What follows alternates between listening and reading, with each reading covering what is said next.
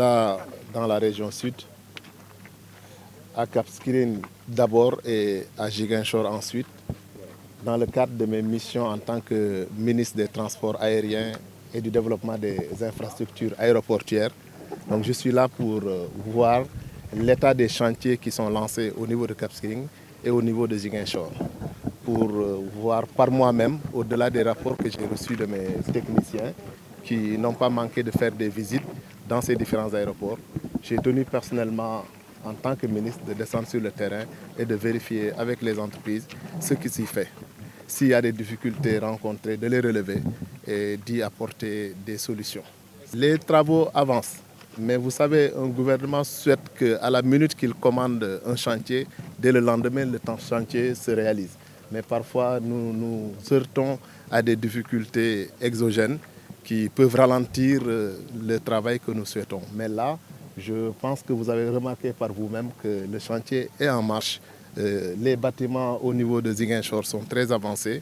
La piste va être poursuivie dans le cadre de la réalisation avec Eiffage. Et je pense qu'il y a lieu d'espérer sous peu que nous pourrons exploiter ces différents aéroports dans le plus grand bénéfice du Sénégal et des populations de la région. Nous aurons un document qui nous sera transmis par nos techniciens, mais également par les entreprises qui sont sur place.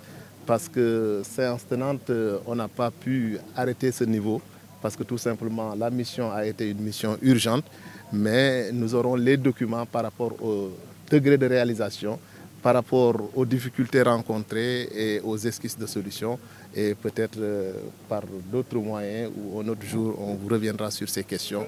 Voilà. C'est normal dans un chantier. Par exemple, vous prenez sur Cap Skirring, par exemple, les travaux avaient été arrêtés parce qu'il y avait des problèmes d'inondation. Donc ça, c'est des difficultés exogènes. Donc quand ça arrive, on n'y peut rien. Donc ça retarde le processus de réalisation du chantier. Mais tout ça, il n'y a rien de secret dans la réalisation des chantiers. Donc comme je vous l'ai dit, on nous transmettra une note de ce que nous avons fait aujourd'hui. Il y aura un rapport qui sera fait et de ce rapport, nous vous indiquerons ce que vous voulez comme information. Mais je ressors comme ça de l'entretien où nous avons fait le tour des questions. Il est évident qu'un rapport sera fait à moi-même en tant que ministre de tutelle, mais ce rapport également, je le destinerai à qui de droit. C'est notre compagnie nationale qui a été créée en 2016 et qui a commencé à fonctionner en 2018. Et en 2019, nous avons connu une crise avec la Covid-19, mais par-delà même cette crise de la Covid-19, la guerre en Ukraine nous a plombé sur beaucoup de secteurs.